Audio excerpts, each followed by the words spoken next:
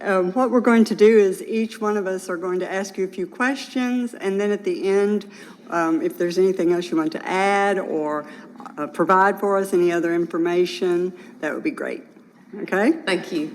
The first question is, we have 5 quality candidates. And Dr. Stamps, I forgot to mention that you are from Winfield, Alabama. I didn't mention that, excuse me. But we have 5 quality finalists for superintendent position. Why did you choose to apply to Jacksonville City Schools? And why should we select you as our new superintendent? Okay. Well, first of all, I want to say thank you, and that it was an humbling experience to see the other candidates and to know the many things that they've done in their careers and to see their resumes and all the wonderful things that they've accomplished. So it's very humbling for me to be counted among them. So I appreciate the opportunity to sit before you today. I really want to say that there are so many reasons that I sought this out, and I really answered that question in my own heart before I ever got the question from y'all, because I'm in District 3 and I'm only been there for 3 years, and almost every single one of those superintendents, school systems have have been doing a job search for superintendent in the last 3 years.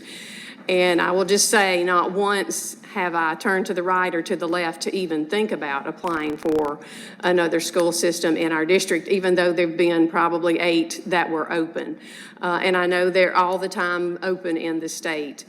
But Jacksonville being a very nice town, a great progressive mindset, having the college here, I think that is one of the biggest calling cards for me. I think the area is beautiful. I love the phrase "gem of the hills." The setting is just great.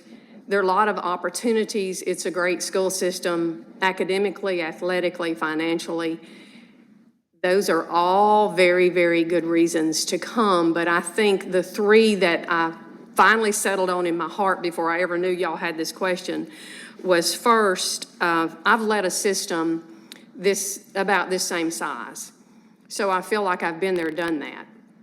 So having the same size school system, the same demographics, and the shadow of Fort Rucker, I feel like I'm a good fit.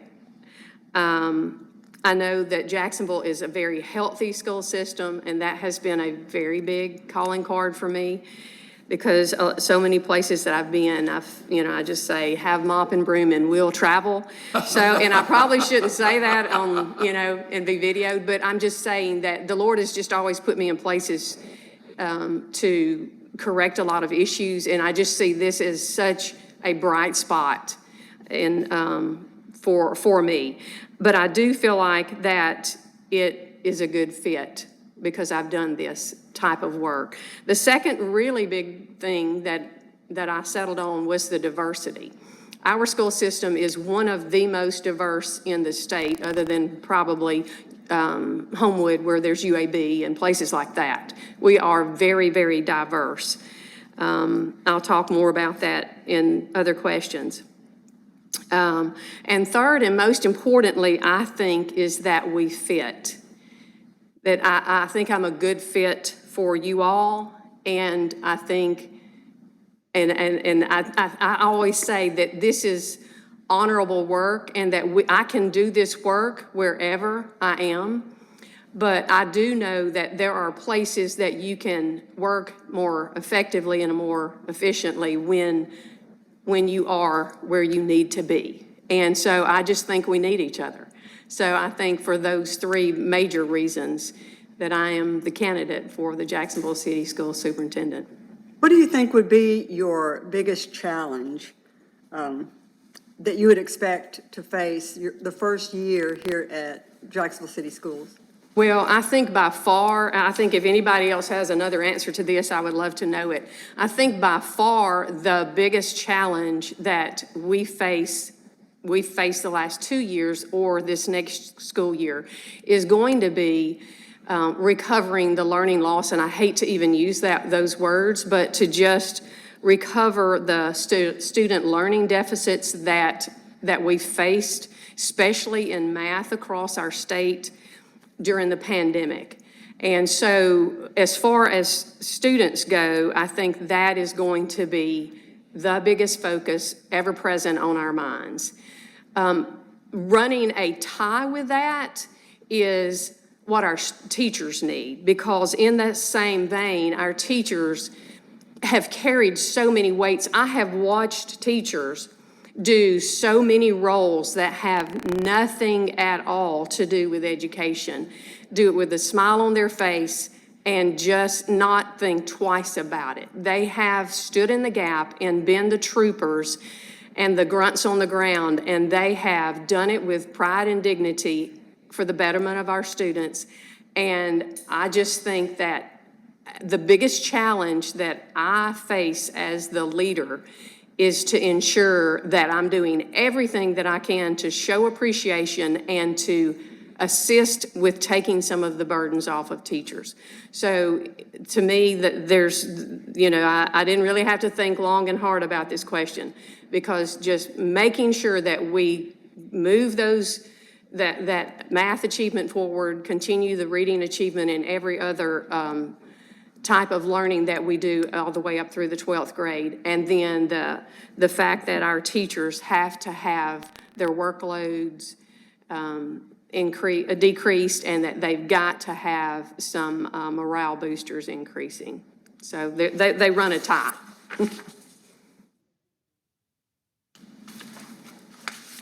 I have the next question, and it's kind of in several parts. So I'm going to kind of give it to you part at a time, okay?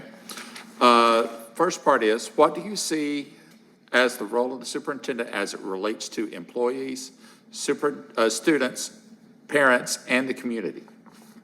Okay, well, I will say what everybody expects me to say is that I'm the leader. But I will say that when I walked in to Daleville, everybody had almost everybody had retired. And so by 2 weeks, I was the old head. I was the one who'd been there the longest. Okay. Wow. And so I was able to, like I said, Nick Saban, bring all my coaching staff on. And so it was a really good thing. But one of the things the first thing that they heard me say is, we're here to serve and support. So they all just know that we're here to serve and support. That's what we do. That's what the central office staff does. That's what the superintendent does. We are here to serve and support. And that means administration, and that means teachers, and that means bus drivers and cafeteria ladies, and that means students and everybody and anybody else. We are here to serve and support. And I'll just use a couple of examples of how I've done that over the years. And I'm like, if you don't want a superintendent that's hands-on, then you probably don't want me, because I'm very hands-on. Not to say I am not a micromanager and I am not a dictator, because I really, really hate a dictator, okay?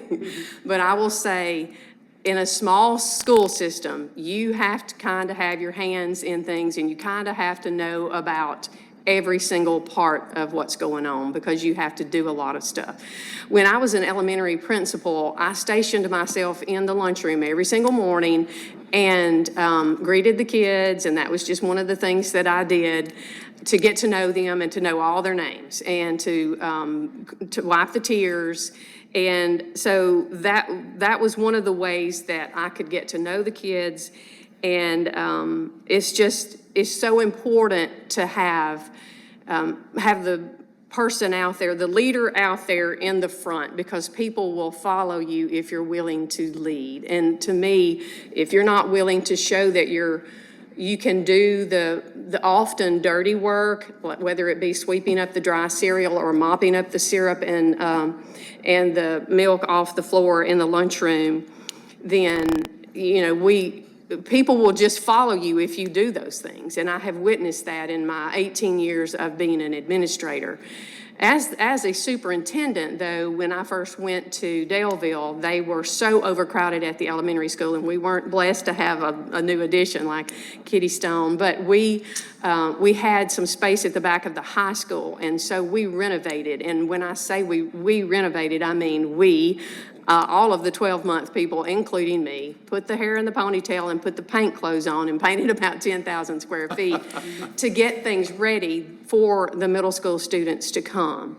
And so we did this in 2 phases. We've spent a lot of money renovating and opening up a middle school and separating out the 5th and 6th from the elementary, the 7th and 8th from the high school, and creating an environment that's totally for that age group of students, for them to be able to identify and belong in. And so, of course, that was COVID, that was COVID year. So not only were we in the morning time working on cleaning out, throwing away, painting walls and stripping and waxing floors, but we also served lunches and took them out into the communities in the three corners of the zone for our students through COVID. So, I mean, all hands are on deck, to use a good Navy term. You just have to do whatever it takes, and like I said, it's been my experience that if you're willing to do the hard work, people will follow you. Absolutely. What should be done at the district level to notify, recruit, and involve parents and interested community members in the district activities? Well, there are many, many things that I think that we can do to include parents that we have not been able to do through COVID. I love to do, of course, I'm thankful that our schools are Leader in Me schools. I love to do the celebrations periodically for parents to come in and see what's going on in the schools, and to, for people to see what's going on in leadership days. I kind of have a list of the things ways that, you can include parents, and not just include them, but have them involved. But I think one of the biggest things that we can do is to have clear, concise, and continual communication with the parents. I think that all of our community needs to know what's going on in the school. And I'll just tell you, I have one of the first things that I do when I go anywhere as a teacher, principal, or superintendent is to get to know the local paper editor. And I will just call them and say, I've written a great article, we've had this go on, I've got pictures of what's going on at the schools, I've got a great above-the-fold front page story for you. So I think we've got to get our story out there. I think that helps our parents and our stakeholders to know that we have, that we are doing what we're doing, because they don't know it if we don't.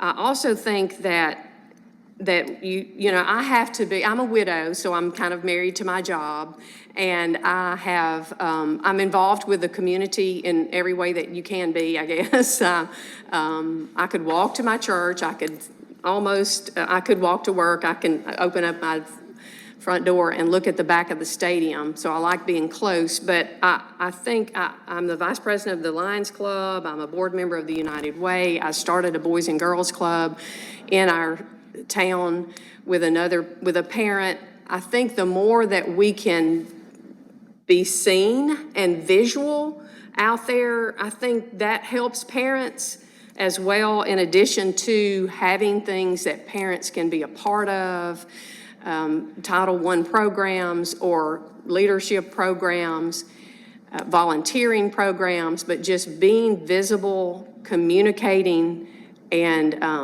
welcoming. I mean, when people come to the front door and they see that that they're valued and that you speak to them and you make eye contact, I think it's just important for parents to know that they're our customers and that we value them. So not only just involve them as much as possible in the schools through, and I'm hoping to be able to do much more of that now that we see COVID maybe relinquishing a little bit of its tie on our system processes in the school. But I think that's very, very good. But I will also say, diversity is, and that's about your next question. That's the next I'll part. let you ask it. That's quite all right. Just go right ahead. We'll just go on. Okay, I will say that diversity and valuing diversity is just so important. Whatever program it is that we put in place, one of the first things that we do is to say, how can we be intentional to be inclusive? And so I just think inclusivity is so important because we never want to leave anybody out. For any type of activity, athletic, organization, or anything. And I'll just give this example. This year, we had a tie for valedictorian, and all 3 of our valedictorians were of Hispanic descent. So there is nothing that a student cannot participate in or excel in if you are equitable across the board and inclusive across the board. So I just think that's very, very important. So. Okay. My next question. With the hiring of a new superintendent, we want to make the transition as smooth as possible for everyone. How would you help both the educational community and the community at large adjust to the new leadership style that would come with a new superintendent? Okay. The first thing that I would do is, of course, communicate. And I think these, it's kind of a running joke. I never meet a stranger. I've said this today to some of these ladies. I was a Navy brat, so I grew up all, with wings all over, born in Jacksonville, Florida. So I think that's neat that I might end up in Jacksonville, Alabama. Lived in Pensacola, lived in San Diego, California. And I had wings, and so I have roots, and I don't have enough walls, I guess, in my life, because I don't put up walls. I'm a very big people person. I never meet a stranger. I have, my kids always said if I stood in the grocery store line for 5 minutes, everybody around me knew everything about them. So it's kind of a running joke. I think you've got to be that way. I mean, if you're going to do this part of the job, this valuable part of the work, which is the public relations side. I mean, lots and lots of people can do the running the school system side, but you've just got to be able to do that for the community, especially in a small community. And I would love to do a meet and greet. I mean, I just think a meet and greet with the faculties, bless you. I think a meet and greet with the community is great. We're maybe on a day when it's not raining, so more people would come. But anyway, so that people can come and just ask questions and get to know you and listen to your heart and feel your personality and see what your vision is. So I think meet and greets, and of course I'm, as any old good Baptist, I think a social is always a good thing. A watermelon social or a food social or whatever. I've done all of the above. So I think all of that is great. I also am, it's one of my practices to go into the local service organizations like the Rotary Club or the Lions Club or whatever and do a regular state of the schools speech to them, because I think that's always good for them to know. We know it all day long and we're in the middle of it, but we've got to communicate that out to all of our constituents. So and I laugh and say I never ran for office. I don't want to run for office, but as a pastor's and deacon's wife, I can work a room. So I just think you've just got to be able to do that, to get to. I was at a political rally with a couple of politicians, U.S. Senator wannabes, and I'm like, I was over here working while they were over there working. So anyway, but I don't know who all this is going out to, but I'm just saying, I'm just saying, you've got to, one of the first things that a little old gentleman told me when I went to be a principal in Gordo was, after just getting to know him like we've met today, he said, "You're just like an old shoe." And I took that as a compliment. So I really took that as a compliment. But another thing, in addition to verbal communication, which you can see that I'm, very long-winded, I think it's very important to put things in writing. So I just am constantly, all through COVID, I put letters out on Facebook pages and on our websites to inform parents of what was going on. And I've said this before, that parents might forgive you and will forgive you for making a big blundering mistake, making a decision that they might not approve of, but they are not as easy to forgive silence. So I think that communication in writing and in verbal are just, that's just very important.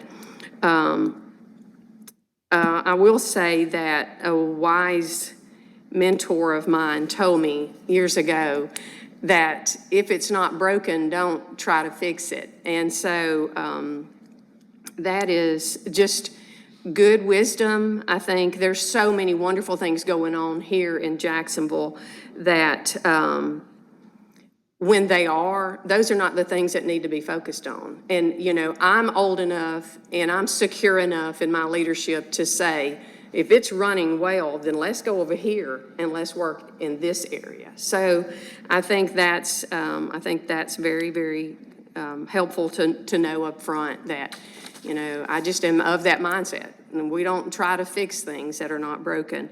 And I'm very thankful that Jacksonville is in that good condition. We're at, that's financially and academically as well.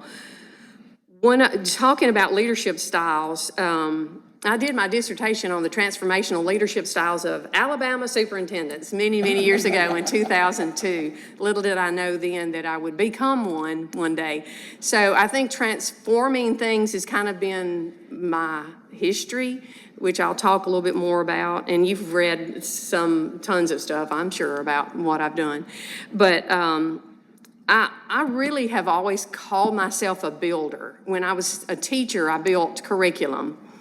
And as an administrator, I build anything that I can build to support my school administrators, my teachers, and everybody in my care. I think you just have to be a builder in this role. And it just seems like with the way the world is now, I kind of call myself a fighter too, because I have to fight for things that are right and fight for things that are best for students. So I do kind of consider myself a fighter too, because you gotta really work hard for kids, to be a kid advocate.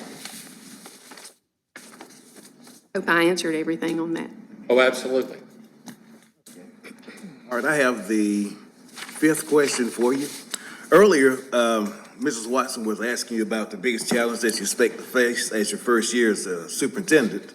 And you had mentioned assistant teachers and taking the load off of them. So with the teachers, administrators, and support staff that have taken on more responsibilities throughout the past couple of years, what would you do and say to keep them encouraged and keep their morale up? Well, and I see that as one of my biggest jobs is when everybody's happy, they're much more effective. And so I really see that as my job to pour into everybody under my care. I always think that if their cups are full, then they can pour into students, which is what their job is. So that's what I want for them. When one day we did kind of a survey of things that we could do to help our teachers' morale, I sat down with all of my central office staff and I just said, what can we do? This was during COVID. What can we do to try to boost morale, keep morale at some type of a level that, where they can function?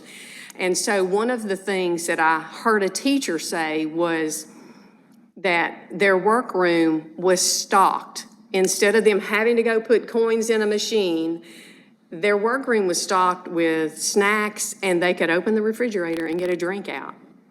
And it was just, that was one of the grandest things. So periodically, we go through and just take snacks to all the schools, all 3 of the schools in their office, and teachers come in and get, without, having, like I said, without ever having to put money in a machine. And that's a small, trivial thing, but it was big to those teachers. So just to show them appreciation, and that just helps them do their duties much more lovingly instead of begrudgingly sometimes when they feel bad. I'm a baker, I love to cook. I have another person in our central office, and we've been bakers, and we just always we always have food. And so during, I think it's October, we do for National School Bus Safety Week, we always do a really formal, nice breakfast for all of our bus drivers to come through as soon as they get off the bus, to come through and get breakfast. And then I do a chili lunch for our cafeteria ladies, because let me tell you something, one of the best things you can do for people who cook all day long is to cook for them. And they will even ask me, when are you bringing me a coconut cake? So I love to do those kinds of things for our people during our special people, like that may not get the 2 weeks of the year for teacher appreciation, which they're involved in that as well. But we try to include, just do special things for them. And of course, we cater for or cook for our faculties and staff. Sometimes we grill, and I noticed they did that at the high school today when we were there. So, and then during COVID, we bought everybody T-shirts that said "I'm essential" and some other things. And I know I talked to Miss Tinker today about one of the grandest things you can do for teachers is to say they can wear jeans during the week of Dr. Seuss's birthday or whatever. So they, those are really special treats to motivate them to do well. At the beginning of the school year for Institute, I always give awards for the teachers who've moved their data, the most student growth, or for the teachers who have perfect attendance or near perfect attendance. I give them awards at Institute and a monetary check to go with it for their instructional needs. So they love that extra money and recognition. Another thing that I like to do, because I like to go into the schools and, every day I'm in 1 or 2 or 3 schools. And they love it when you come in. I bought some kindness cards years ago at TJ Maxx. And I like to leave a kindness card with just a note on the back or a sticky note, because I'm the sticky note queen, that just says, "I like the way you did blank," and be specific. Whether it's little or big, not just thank you for all you do, but I like the way you did this, because teachers need that specific, authentic praise. Those kinds of things just fill their little emotional tank, because we all have one and we all need that filled. And lots of the times during our careers, it's constantly being drained. So we've got to continue to fill that. Another thing that I do every month is extra mile awards for our teachers. I mean, I know we do student awards, but I do extra mile awards for teachers and staff. I mean, it can be anybody that works in the school. And every principal brings those nominations, and teachers come and they bring their families, and we present that at the board meeting every month. That goes a long way. All these things are special things that we can do to show appreciation, which is very important. But I will say the very most important thing we can do is go that second mile with teachers and lift some of the burdens. And so that's one of the things that I think we've got to focus on, is not just help them feel appreciated. We should do that. We should thank them and we should appreciate them. But we have got to help take some of the things off of them that we can, so that they can do their jobs and keep them from burning out and being so stressed out. Well, I'd like to expound on that, Okay. Dr. Stamps. When you say lift some of the responsibilities, could you give me an example? Yes, and I was going to do that elsewhere, but I'll say it Okay, here. okay, No, I'm I'll sorry. say it here. One of the things that I know Dr. Mackey's very passionate about, which I am too, and I'm thankful that the State Department is pushing in this direction, is to have an aide in every grade through the elementary schools. And I know that's not been funded, state funded this year, but I think that is, I've done that the last couple of years. I've just paid for 2 aides to be in kindergarten and first grade because we've got so many in those grades and so many special needs in those classes that I just have an aide that's going back and forth between those classes to help with those students so that we don't have a behavior person in there for or a special resource teacher in there for. So I go in some classes and there's 4 adults. There is nothing that can help a teacher's morale better than an extra set of hands. And so that is one of the biggest things that I think that we've got to have is as additional aides in our, in our classrooms. My next question. Jacksonville City Schools, we're known for the high expectations and the rigor for all of our students.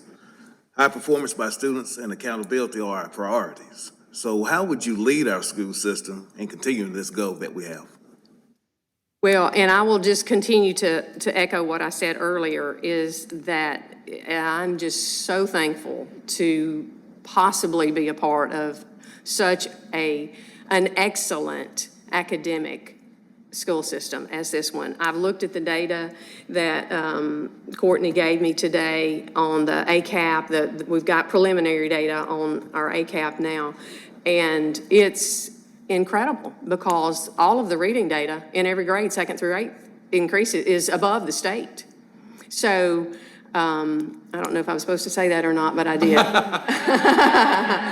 So y'all may have not heard all that yet, but it's incredible at the reading data. It looks great. Math data, of course, we've got to work on, and that's across the board in every school system in the state. I just don't know of a handful that math is up to par. The science looks good too. So we have some great things going on here academically. And I'll just say that I'm very OCD about, I was never, ever, ever going to settle for anything less than an A when I was going to college. And I have high expectations for myself and for everybody else around me. And I believe strongly in setting everybody up to succeed and giving them what they need to succeed and giving them the support and cheerleading from my office that they need to succeed. I am so not interested in the status quo. I am not at all interested in mediocrity. I just have high goals for everything, academics and everything else. I believe we've got to set the bar high because wherever we set the bar is where the kids are going to achieve. If we set it here, they're going to hit it. If we set it here, they're going to hit it. And so we've just got to set that bar high. I will just say when I went to one of the schools, the high school that I went to that was on the bottom 40, okay, the bottom 40 in the state on the failure list. When I went, everything was bad. When you have 6 foot tall football players coming in your office your first 6 weeks saying, thank you for being here because we were afraid. I'm like, okay. So the academics were pitiful. Everything was in the red financially. The school culture was just not good. And discipline was just constant. And so we implemented the Leader in Me everywhere I've been, and I'm very thankful that we have the Leader in Me. And I it did my heart good to go see all the beautiful artwork and posters on the wall and to see it in action. I think that those are life-changing principles that can help you. When I brought it to Celigent, I had some pushback with teachers, but I had some kids who were relentless when I sold it to my ambassadors. And I said, will you stay after school one day for my faculty meeting? And they said yes. So I had all my ambassadors here, and I had them come, and I just turned the faculty meeting over to them, and they said, we want the leader in me. We were one of the first high schools that put it into place, and it turned our teachers. I mean, some of them stood and cried and said, if y'all want this badly, we will implement it. And so we did. And we did the leadership binders, and we put a period in the day where they did leadership, and they took ownership of their learning, and they took charge of all of our celebrations. I handed the mic to them. If a kid can do it, I didn't need to. So I believe so strongly in that. And I will just tell you, our attendance went up, our discipline went down. Our athletics went up because our academics went up. There is a direct correlation between all of those things. And I witnessed it firsthand, and so within 3 years, we were off the failure list and we had a B. So it is amazing what a team of people can do when they all put their heads together and their hearts together. And I let the record show there is none of this is a testament to me. I was just a part of it. I had great team members who believed in the vision. And everybody worked together, and it became everybody's vision. So it was crazy, but as I said, students will strive to meet that bar wherever we set it. One of the things that we have to do in addition to setting that bar high is to provide that intentional support. We can't just say, okay, this is what we're going to do.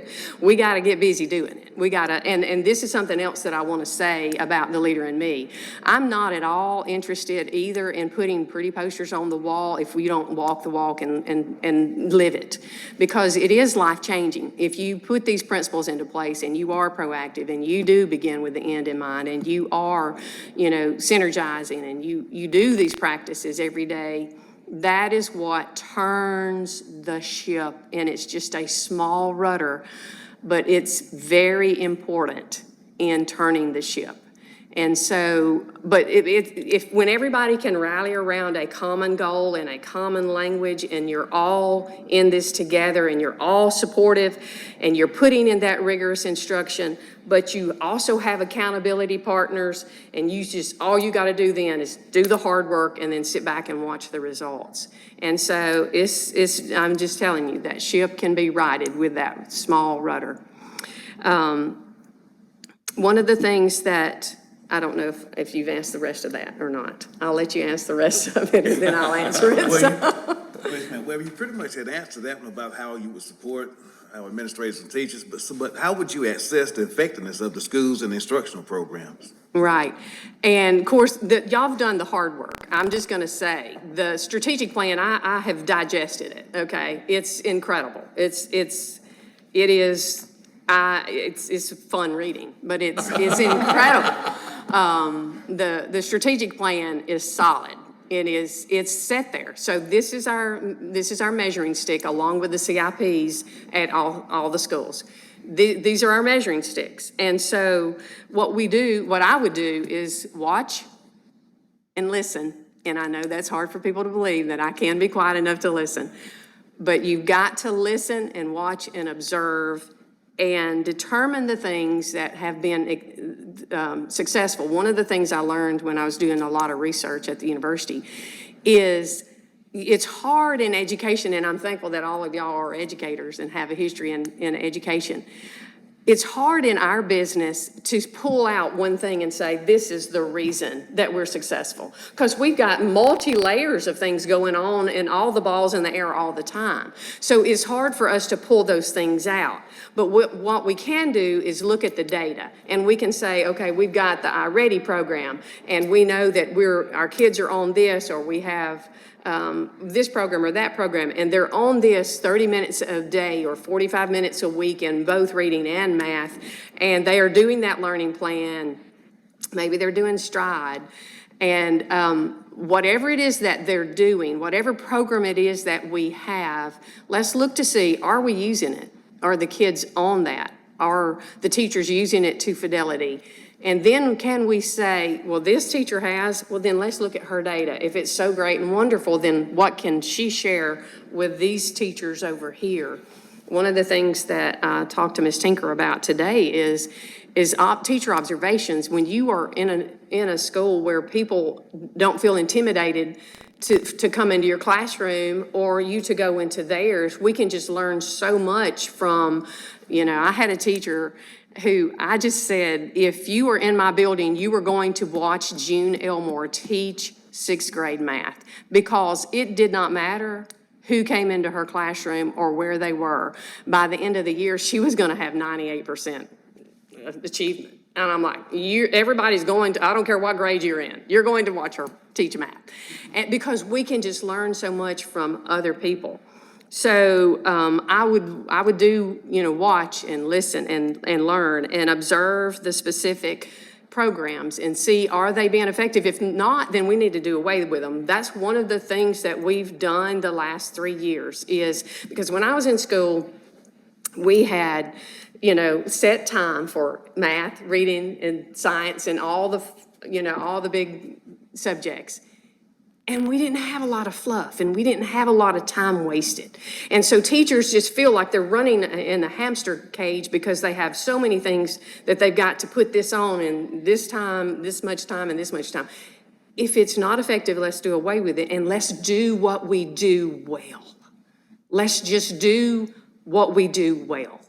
And so I just think sometimes purging is a good thing for teachers, but it's a hard thing because they are hoarders. I am one, okay? So we don't want to let go. We just want to add, but then we fuss because we add. So that's one of the things that we've just got to do, is assess the effectiveness of programs and the effectiveness of what people do, and learn from those experts in the building.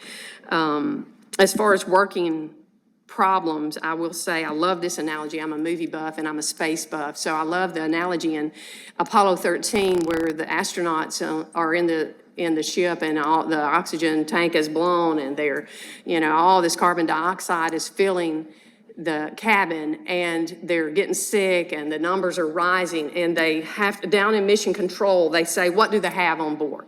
So they go and throw everything out on the table.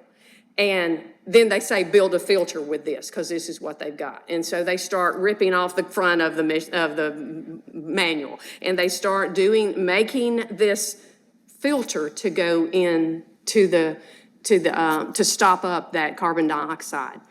And they do it successfully because they, A, assess that they've got a problem, B, they've put everything out on the table. They've laid down any pride from, this is my fault, this is your fault, there's no blaming, and then they work together to fix the problem. And that's just what we've got to do, is we've got to work the problem. So that's just very, very important. One of the things, I always buy a round table for my office. And I know that's silly, but I just think when everybody's sitting around my table, all the administrators feel like every opinion matters, every opinion's equal, and it's just so important for people to feel like they have a voice at the most important decisions. So I want to go further a little bit on this to say that I've talked a little bit about supporting teachers, but I'm an advocate, principal supporter, and mentor. I've hired some brand spanking new principals. I mean, I'm saying never been assistant before. So I want to put the nets under them instead of over them, of course, so that they can be successful. And I know we've got people who've been here a while, but we do have a couple of young and new assistant principals. And I just think the more that we can teach and train our folks and build leaders from our staff as well, the more we can grow our own, the better we are as well. And I am not in the habit of overturning school-based decisions. I mean, I will have a parent come and say, well, I don't want this discipline. I'm like, well, I'm not the principal. The principal doled out that decision. So I'm not in the habit of that. I'm very much an advocate of principals and teachers. But in assessing the school, I would look at every single thing at our disposal. I would look at attendance data. I would look at our SIR report for discipline. I would, I love the way we do it in Leader in Me, where we not only track our own progress in our learning binder, our leadership binders, but we also track our class progress out on the wall, where we say all of our class attendance, and we may track our grade level progress with attendance or with behavior. And that is just a motivating factor for all of those different things. So I would look at every single bit of data and make observations. So, but again, I will say that strategic plan and that CIP is our measuring stick. So whatever we do, that's going to be what we measure it by. Question 7. Based on what you know of our school system, what do you think has the greatest potential for improvement? Well, I think there are so many wonderful things, and I can pull out this PowerPoint that I was going to share with you, and I can hit some of that just briefly. I know that your strategic plan and your survey, I've read that as well very, very closely, has specified the things that you want to improve on.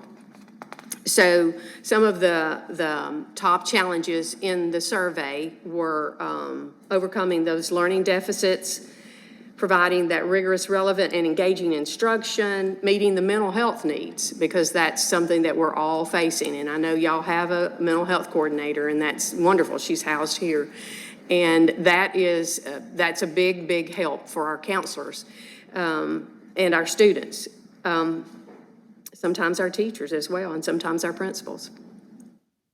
Recruiting and retaining highly qualified and diverse personnel, and I know y'all don't have nearly as much trouble as a lot of people because you are in a college town, and so you can truly grow your own, and that's a wonderful thing. Obtaining funding for the construction of a middle school, and I see that definitely coming on the horizon, and that's going to be something that would be a challenge to get that funding, but that it's definitely a need. One of the things that I know that y'all listed in here was the RTI process, the response to intervention or response to instruction for the students that are more than one grade level behind. That's a big thing. We don't ever want to let them get 2 or 3 grade levels behind because the chances of them graduating just declines. Meeting with teachers and central office staff to determine the ways that curriculum instruction can be supported through professional development. And I know I've talked with Courtney today about some of the really great professional development opportunities with professional learning communities. And I think that will be a big help for our principals and our teachers. Examining the current methods of teacher recruitment and collaborating with the university. And I talked to her about the fact that y'all always go to the days where they have interviews and recruit, and that's wonderful. That's so great. And then the fiscal planning, that's something that, I know previous superintendents here have done, and that's what I do because I don't have a person to do that. So that is my job. And I've spent a lot of years doing facilities assessments. That's part of what I've done, consulting across the state. And so facilities is kind of my thing. And so I think that is going to be a challenge to see how that can happen with a middle school. And then again, I know they're in the process at the elementary, but I would love to see the high school, and they're in the early process. I'd love to see the effects of tracking that data, every high school kid, because they should for sure take ownership of their learning. And that I've seen kindergartners do it. So I know the high school kids, and it's so amazing. I think I brought mine. Of course, mine's going to look different because I was old when I did mine. I wasn't in school. But it's neat because I did one because I wanted to show it to my students. And so I had, this was from years ago. I painted this outside my office. And then the things that I include in here is, things about myself, my personal mission, and, things about myself, and then my wildly important goals, the different 4 or 5 different goals that I put in mine, and then the things that are important to me, and then my learning, the different things, things that I had attended, and then my leadership. So, but students would have an attendance goal, and they would have a behavior goal or a social goal. We always called it social because behavior sounds bad. So we called it social. And then they would have academic goals. And so they're tracking that in that one binder, and it just goes with them. And people do it different ways. Sometimes people take it out and give it to the parents at the end of the school year at the elementary level. But then the high school kids are going to carry this 9th through 12th. So they've got in one book, this is me, this is my resume, this is my life story. So it's amazing when kids can see what they accomplish all in one place, and they're just not wondering. When they do that, they can take control of their own learning. And so they can, then they can say, okay, these are the list of schools I'm applying to for college, and these are the scholarships that I have, and all, it's just amazing the visualness of something like that and the effects that it has on kids. So it's just a powerful thing to put the learning of a kid's kindergarten through 12th grade in their own hands with the guidance and accountability of caring adults. Jacksonville City Schools is currently on sound financial footing. There are predictions and concerns regarding future budget issues after various federal funding is discontinued. Share with us your plans for shepherding the district through difficult and uncertain financial times. I love that wording because that's so true. Over the last 3 years especially, I feel like a squirrel, just squirreling away, nuts for the long, cold winter, because I've lived through those hard years of proration and years that there were 7 or 8 years that went by that teachers never got a raise. Everything was in very bad disarray financially in the state. And of course, now we have the rainy day fund, which we know that is meant to support us in the lean times, because lean times are coming. I mean, my whole career, we've all sat around and said, man, I wish the state would fund this, or I wish we had this money for this or that. And then all of a sudden we get all this money thrown at us with ESSER, and we're just scrambling to try to get buildings built and things done that's long-term so that, with these funds to make the best use of them or to free up local funds. But so all that to say, lean times are coming again. And so I know here we are with almost 4-month reserve balance in Jacksonville City, which is sitting pretty. It's sitting very pretty. But we're going to have to really focus on being a good steward in the future to be able to support what we're doing. We have a lot of people out of all these ESSER funds, and people cost more than anything else. They're 85% of our budget. So we've got, we do. I walk through and we've got a math interventionist and a reading interventionist at the lower grades and all the way up through 8th grade. That's 4 people, and that's why our data looks so good. But we got to keep these people. And we've got the career coach that we want full-time with us. And there's just so many people that we need that are, one of my things that I do is scrimp in these places to put the money the closest to the kids that we can. And that's through the adults in the building. So many, many times. So we're going to have to, and Ms. Blunt and I will be best friends.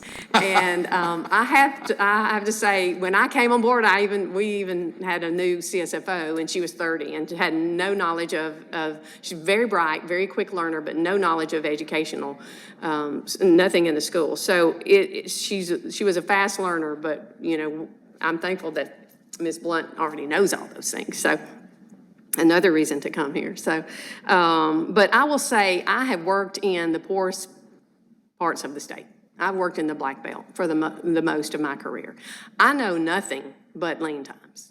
I know nothing but scrimping and scraping and being a good steward, because most of the places I've worked didn't even have a Walmart in the whole county. So I will say that we're fortunate here to have lots of resources and lots of tax base, but lean times are still a-coming, and we want to be able to keep these people who are making such a profound difference in our students' achievement. So we're going to have to work together. It may be that there's some amendments to this last little bit of ESSER funds that we have to spend before 2024 to be able to do something long-term so that it can free up other things. But we're going to have to use our Title I monies as much as we can, Title II for class reduction and other means to keep from having to break the bank and use out of local, because that's always my last resort. I mean, I don't use out of local. Since I've been there, we've increased over double in our month reserve. So, yeah, we've got to be a good steward. We've got to hold the funds tight, and we've got to put them close to the kids, and we've got to think about the people in the building that we want to keep and budget accordingly. Okay, I'm Tess. Do we need to take a break? Do you need a break? I'm fine. Okay. If y'all are okay. We're fine. Okay. Okay, I'm Tess with question 9 and 10. Due to the size of our school district, the superintendent handles the operation of a variety of programs and duties. Explain your experiences in dealing with different programs, such as special education, federal programs, career tech, at-risk, ESSER 1, 2, and 3 funds, and et cetera. Okay. Again, I'm in a school system this size, and when I first came, they hired me to come in for two weeks before my contract, and so basically what I did was just assess everything, because everybody was gone, basically. So I had to assess all the job responsibilities, and I created some positions and just wrote down and said, okay, this person's going to do these things, and this person's going to do these things, and separated out some of the duties for people to be the most effective they could. So that is, I mean, I've worked very, very closely. I brought in my federal programs person. She's also curriculum and textbook. So all that to say, she and I sit down and work on the ESSER budgets. We've done that since it was CARES and GEAR and ESSER 1, 2, and 3. It's been called a little of everything, hasn't it, Ms. Blunt? So we work those budgets out, and then we do those amendments as needed. I sit down with my CSFO and my federal programs person, and so we do all of those budgets, and then the special ed teacher as well, because a bunch of those funds have been used to provide services and resources and contracts with our special ed department. So I have 2 special ed degrees, and I know special ed inside and out. So I always said that it's very, very helpful for principals especially to have knowledge on special ed when they're sitting in IEP meetings. But I'm a big advocate of special ed. I've met with the ladies in there today, and so I've worked closely with our career tech director and teachers to make sure that we get the things that our students need. We just purchased all new electronic JROTC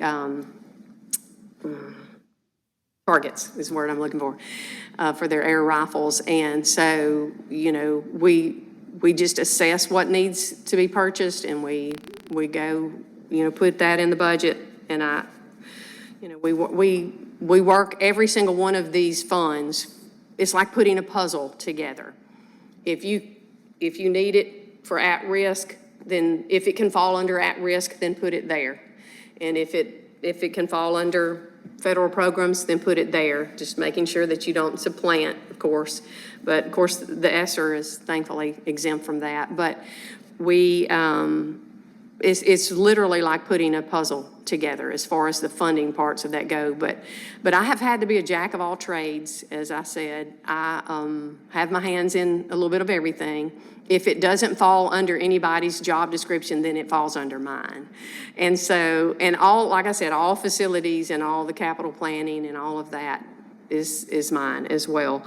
But whether it be secretarial duties or whether it be facilities or whether it be whatever, it's you know, I'm used to doing it. So there's nothing beneath me, I will say that, so.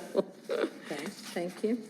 Okay, number 10, discipline and safety in our schools are our priorities.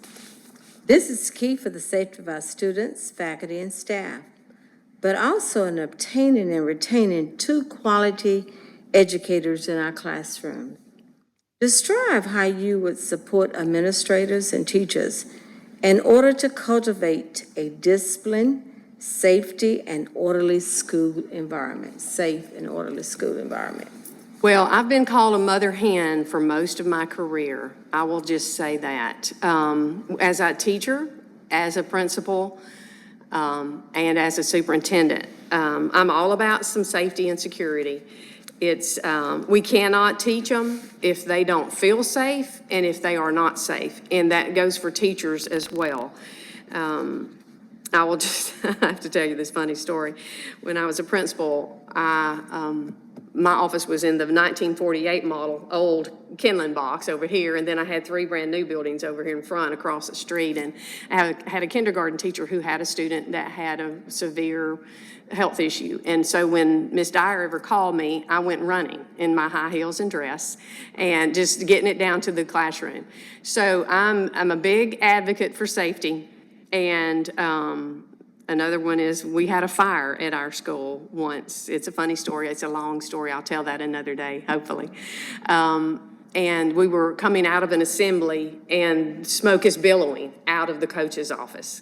And so we get all the kids out way down the hill where they're supposed to be.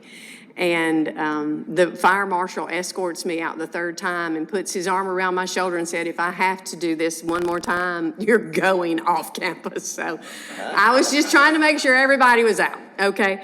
But I'm very much a mother hen. Health and safety is very important to me. Through COVID, we were very cautious. Our first year, that year 2020, we only had 43 people in the whole system that had COVID. Now, how that happened, I mean, we were just, I don't know, just very fortunate and blessed. But we had a lot more than that last year. But we put our plan in place.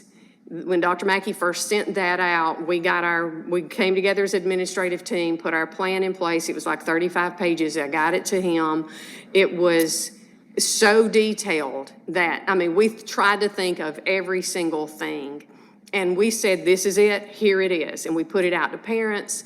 And then periodically I sent out letters and we did all this communication out to parents.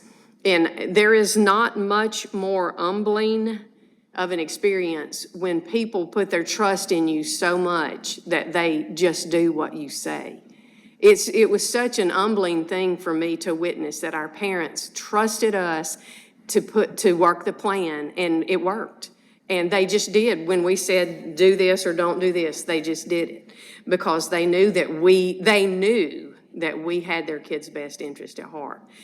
And so that was just, again, it was just an humbling experience. And as crazy of a year as that was, I call it a success. It was a success because we were able to have school. And we missed 2 days before Thanksgiving and 2 days before Christmas. And that's all. We never missed any more days. And we came out with so few people that had it. So that safety is important. We did, we put mask mandate in place, but I will just say, since 9/11, everybody's on heightened alert. I just think we've got to have safety always in the forefront of our minds. One of the first things that I did with our advancement in technology money was put fencing around all the places where there wasn't fencing on our facilities. And we put secure vestibules in the elementary and middle school. But we're in the process of putting it in our high school. So, you know, you just got to be able to know who's coming in your building. So, and of course, our elementary is very similar to what Kitty Stone is, that it's, everything can be locked down. They just come in the front. So, go into discipline, though. Again, one of the first things that a teacher told me when I went to Gordo was, "You're by the book." And I said, "Yes, ma'am, I am," because I was just taught to follow what the Master Chief said and salute and go on about my business. So that was how I raised my own children. And so the rules are there for the safety of all. And we have got to be consistent. And I will be consistent even when it's not popular, no matter what it costs. So I'm just telling you. So it's very important. But when teachers know that you're going to enforce that, you've got it there for a reason, that student conduct code, and it's there for everybody. And you enforce it, and they, you know, that will minimize your discipline. But you know, every year, being the mother hen, at the beginning of the school year, I go over the safety plans with the principals, but then I also do it at Christmas, and I also do it in March. I just go through the safety plans because you have to refresh and practice, because if you don't practice it, you're gonna mess up. You're just gonna mess up when it really, really happens. And I mean, I've been at a place where we had a tornado come over us and mess up the roof. I've been where there's a fire. I've been right on the highway where there's convicts coming into the building. So you've got to put your plan in place, and you've got to be consistent. And so reviewing those safety plans is vital, and making sure that they're being followed at the school level.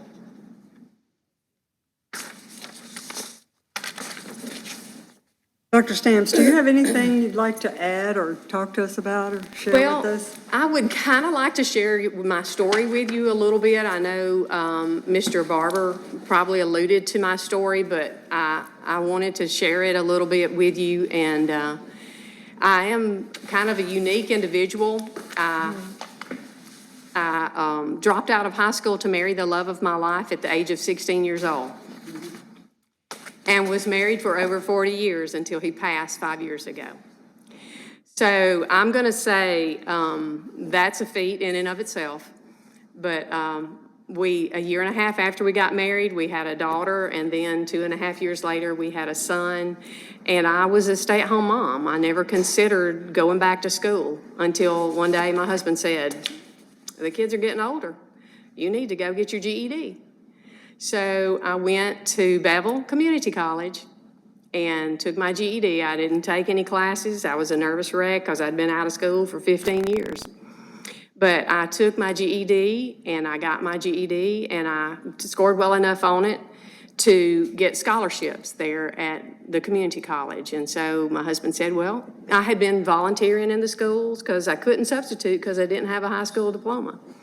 So I had volunteered, and so then I started substituting, and he said, well, you need to just go on to college. And so I had always wanted to be a teacher.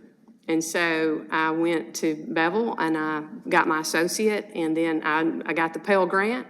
We were a one-family income, and I got the Pell Grant and got scholarships, and then I went on to Mississippi University for W, which is what we call the W over in Columbus, and got my bachelor's degree. And came out at Christmas, and that was the time when everybody was pushing people to go into nursing, because there was such a nursing shortage in the early and mid-90s. And I said no, because the Lord is not calling me into nursing. He's calling me into education, because if I'm not a mother, which is my first calling, then I want to be a teacher. So I got my bachelor's in elementary education and early childhood. And then I was fortunate. We came out at Christmas. My sister and I went, who was 10 years younger than me, went to school together. And so we came out at Christmas, and I'm like, we will never find a job. We both got maternity leaves. So I took the maternity leave for a gifted teacher in Winfield, where my kids went to school. And that opened the door. And so we had, there was a gifted position open in Fayette. And I applied for it. And against all odds, I got that position. And I taught there for 9 years and loved every minute of it. And I had to go to the university to get had to go to an Alabama college to get my degree in gifted, because they weren't reciprocal with the W. So I came to the University of Alabama and got my master's in gifted and continued to teach. I was a full-time mother, teacher, student. And then I had a really great professor that mentored me, and she said, I see some leadership in you. I think you need to go on and get your leadership degree. So I got my EDS in special ed, and then I got my PhD in leadership. And when I finished it, I had my mentor from the W call me and said, would you come over and be my director for academic affairs at the Mississippi School for Math and Science? So that opened the door into leadership, and I went over there and did that for 2 years, and then came back to Alabama to be a principal then for a total of 15 years. And then the Lord opened the door in Daleville, and I've been a superintendent there for 3. So kind of have a unique story. I speak at a lot of GED graduations. I encourage a lot of kids who are thinking about dropping out. That's kind of another mission of mine. So, I just say, it's okay, you can do it, but it's just a whole lot harder. So, but I mean, mine was not a bad situation like I know a lot of people's were, but I do try to encourage kids to stay in school. And then I encourage those who have been out, because that it's never too late. I'm a lifelong learner. I always want to learn. I can learn from anybody, anything. And I think that's just so important for us to convey to our kids, that they've got to keep on learning. And my next project is going to be to take flying lessons. I've shared that a little bit, but I'm doing violin now. I play the piano at our church. I love to learn, and I want everybody around me to learn. I do have a little bit of information here, if you don't mind. I'm not going to spend any time. Probably 4 of the things that I have highlighted here, and y'all have read all this. I'm not going to read it. You have it in your hands. I'm not going to talk about me as much as I want to talk about what I want to do here. These are some of the most important things of the millions of things that we do as administrators. These are the things that I feel like I can say are the biggest highlights of and the most work, time-consuming work, is opening up the middle school where I am, and then taking, our team taking the school off the failure list from an F to a B. And then when I was at Gordo for 7 years, there were 13 schools that were invited to be a part of the exemplary arts program. And so I wrote lots of grants to be able to do that. And so for 7 years, we had wonderful visual arts, music, dance and theater and creative writing in our schools. And it was amazing how much of a difference that made in our elementary school. We had kids then that went on to the high school, and then that went on to college, and they were Shelton singers, or they were in the band at the, in the $1 Million Band. And it's just amazing the impact that the arts have on the lives of kids. Lots of times a kid that might not play football or run track would play a musical instrument, or would want to be in the choir, or would need some art. And there's tons of visual arts now, more than ever, with all the technology that we have. So that was probably one of the highlights of my career. And then, of course, the leader in me. It made such a difference in my own life, and everywhere I've been, I've brought that to my schools. And I'm so thankful that we have that in great Dr. Stamps, I have a question about the 75, increasing enrollment set by 75 students. Does that mean that many families moved into the community, or where did those students come from? Well, we actually did get a lot of students from Fort Rucker because their school was virtual, and I'm just going to tell you, military people want their kids in the seats in the school. So, but that's how many, and I'll just say, again, I didn't say this earlier, but when you build it, they will come.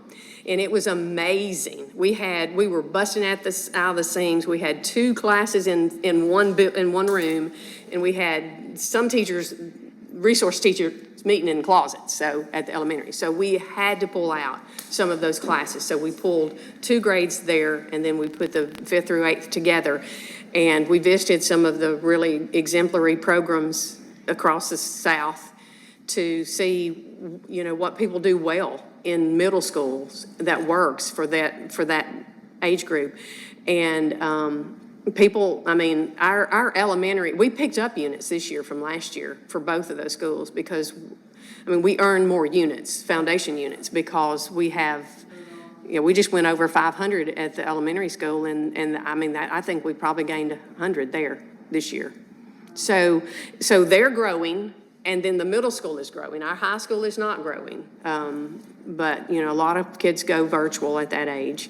And they can, 9th through 12th grade. So we do not offer virtual any other way unless it's an extraordinary circumstance, because we want our kids, we know that they do better face-to-face. But anyway, these are just a bunch of other leadership things that, you can read about. Another thing that I think is so important is character education. I haven't really talked about that. That's down at the bottom on the left column. I was fortunate to be a part of the University of Alabama's Character Education, PLU, and in doing that, there were a few schools that were invited to be able to get that grant to bring to their school, and it's just amazing. It's just, they call them soft skills, but I call it character education because that's old school. But, this is one of the things that we lack, and it kind of goes hand in hand and complements the leader in me to just have that good, solid character ed instruction. So that's something that we initiated this year. And so let me see if there's anything else on there. If there's anything on there that y'all have a question about, I've put a good bit of renovations into our athletics. I'm the District 3 representative for the Alabama Athletic High School Association and so I go and talk with them about the different things that we need to do for athletics. And being a high school principal, that has really, that was one of the things that equipped me to do this job, because I've been there, done that with all the athletics. So we've renovated some of our softball, made it much more safe and looks better, and then just put a bunch of money into our weight room and locker rooms for our football, all of our kids, boys and girls that are doing weightlifting. Done a ton of renovations to the facilities, HVAC, all new windows at the elementary. I started a Boys and Girls Club when I first came. A man was out giving posters in the car rider line at the elementary school, and they called me, and so I get in the car and go flying over there, and he's trying to start a Boys and Girls, start an after-school program, and I said, so let's just pool our resources and do this together. So we collectively started a chapter there of Boys and Girls Club in our town. So that's something that was a big need for our kids to have somewhere to go after school. I'll just move on because if I can find what I need to do. So I looked at the survey, and this is just so great. The things that are important, that the parents, every entity, all the respondents that you surveyed, these are the things that they said were important: parent involvement, diversity, rigorous academic, all of these things. So I think that's good to know, to keep ever present in the front of our minds. And then these were the key skills that they think a superintendent should have. So this is my homework. So this is what I've got to make sure that I do, because these are the things that all the respondents thought were important. Recruiting and retaining staff, a good working environment for everybody, solving problem and making difficult decisions. That was number one. So you got to have hard conversations sometimes, and building relationships, and that's vital to be able to have those partners with all of our different community colleges and colleges around. Effectively leading the leadership team and listening to others. I will say too, though, that when I leave, any one of my principals or assistant principals or new central office staff that I've brought on board could sit in my seat, because when I sit around the table with them, I've taught them how to be a superintendent. So everything is transparent, everything is laid out on the table. They know all the processes. They know the reasons behind it. We don't make a decision that we don't all sit together at the table and say, should we close because of weather tomorrow or whatever?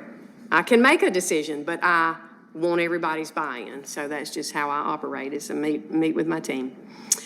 These were the challenges that the respondents said were facing our system, and I just think that these are things that are very important. Expanding the career tech, and I know that's going to be a wonderful, wonderful thing for our high school kids, especially. I just think that's going to be limitless things. So. Improving college and career readiness, that is something that I do want to focus on, and that is one of the challenges that needs to be addressed.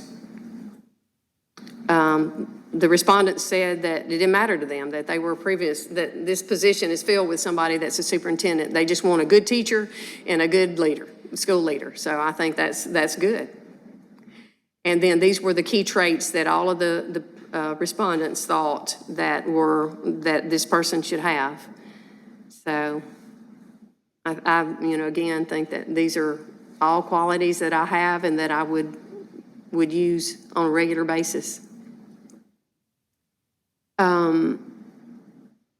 So these were some of the strengths. And when I went through the schools today, I made a long list on my PowerPoint of others, because there are many, many, many other strengths. Some of them, I'm just in awe of the facilities. Because I've come from poor places, and I'm just telling you, the facilities are incredible. And so I just think it is wonderful that you have the coaches, the reading and math coaches, and the interventionists, and at all the levels. I mean, we have them, but I just think it's great to have them at the specific levels. And I just told them, I said, so y'all are the reason that this data looks so good. So I think it's great that you would have a career coach just for our school, our high school, and not have to share. That's really good, because I don't know if it's supposed to be told, but I know that it's over $3 million that this group of seniors will have awarded to them tomorrow night at graduation. So that's incredible for a little over 100 kids. Having stable, this is one of the questions that I asked, because I'm in a very diverse place where there's a lot of turnover, because I hire, if I can, military spouses, and there's a lot of after 1 year of pilot school, they're gone. So, but if I can get good teachers, even if they go, that's what I want. But here, there's such stability and consistency. I just think that is so vitally and important, and such a great positive. So that made my list. Having all these new career tech programs with Gadsden State for our high school kids is going to be so good. Athletics are doing well. Hey, yay. Basketball kids, yay, that's wonderful. I love it. I love the one-to-one tech, the way they described it today. That was so interesting. I mean, we're one-to-one, but I love the fact that they get it, and it stays with them till they graduate. They have a vested interest in that device to take care of it, and it's their responsibility. So I love it when kids don't look at things like they're disposable. So I think that's such a plus. The academic performance, when I was looking at the data, is just so good. But then there are some challenges that we need to, you know, these are some of the top challenges that I see and that were listed in your survey and on the left side, and then some of the right side are the things that I would do to try to overcome some of them. So, of course, there'll be plenty of other things to do to overcome them with the help of the leadership team. But, you know, I just think we've got to be very purposeful and intentional in making our short-term and long-term goals to meet these challenges. This is just a list of what I would do if I hit the ground running. You know, I would meet with and get to know all of y'all, faculty, staff, administration, students, and community. I just think that's the first thing that you do, and is build those relationships, and then, like I said, become best friends with Ms. Blunt, and and all the department directors, and listen, and just listen, and learn. And I think that's so important, to be able to hear what people think and then communicate out that vision. Learn more about the initiative that you have with Jacksonville State. I want to visit summer school. I love it. I've worked really hard to implement a great summer camp in our school system the last couple of years to increase our scores, and I just think that I want to visit summer school and then just assess the most pressing needs. I always triage. You always look at the things that need to be done first, and then fill any open personnel positions, because I always do 2 faculty meetings in June, because I always know that there's people that need to be finalized, and then getting facilities ready. You know, people wonder what you do in the summer. I'm like, there's a lot to do in the summer. And then I know that there's several days at the beginning of August, like almost 2 weeks, that I want to know what all's planned for PD for our teachers. So what kind of learning opportunities do they have there? And then just get things ready. Just get busy getting things ready for the school year. And then I put my vision and the top priorities, and these go hand in hand. These are exactly from the strategic plan, because you've done the work. Now you've determined the needs, so now I've got to do the work. So these would be some of the things that I would think that need to be done. Some of the things can be done immediately, and some will take time. We have an incredible JROTC program, and I just think that would be wonderful here. I think that would meet a great need for some of our students.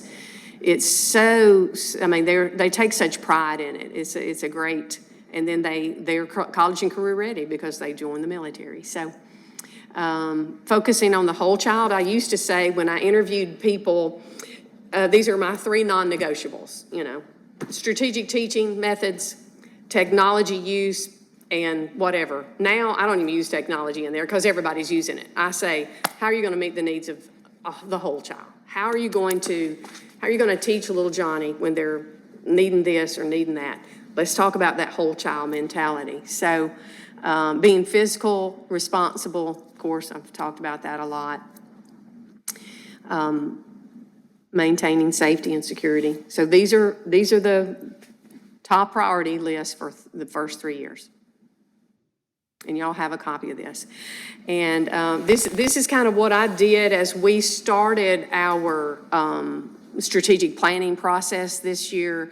Is we went over, you know, vision, mission, motto, and beliefs. And this is kind of what I put. It kind of sounds a little bit like Auburn, but anyway, not exactly. It has the poetic feel of Auburn's, but it really doesn't sound like Auburn. So, but anyway, these are just some things. I'll leave you with this. I believe in rigorous learning for all.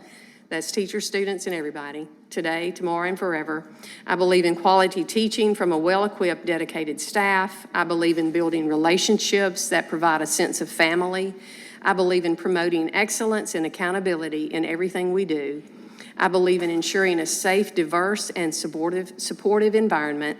I believe in clear, caring, and continual communication. I believe we can reach our goals by partnering with students, parents, and our community. I believe we must be noble citizens who walk the walk and fly the Golden Eagle way. I believe hard work prepares us for the future. I believe we must dream big, have high standards, and strive for success. I believe we must be good leaders and decision makers who inspire and motivate others. I believe everyone has value and talents that should be celebrated. I believe in learning from our failures as we persevere to succeed. And I believe in Jacksonville and love it. We are the Golden Eagles and we will rise. Used more than my time, I'm sure. But anyway. That's fine. Did you have any questions for us? I think the only one that I'm wondering about is, for sure, and I Zoomed with, Mr. Neighbors this morning. So you're planning on making this decision the middle of June? Is that right? Or, okay. By So- then, yes. Because I mean, I'm going to want to hit the ground running. Well, we thank you for coming. Thank you very much, and we're glad to have you here, and, My pleasure. I've enjoyed it tremendously. Thank you very much. Thank y'all. Thank you. Thank y'all. Ma'am?